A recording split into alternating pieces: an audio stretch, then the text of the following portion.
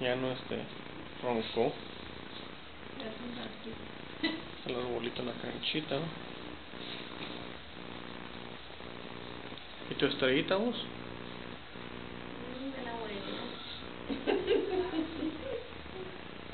Yo todavía pienso que te gustó la casa, la canchita. Ah, preciosa. Ahí está bien. Ahí está aquí. Roncando. Está roncando.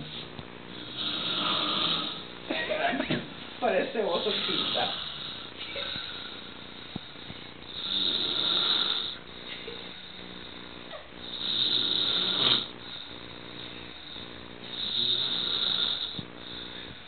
Caritas.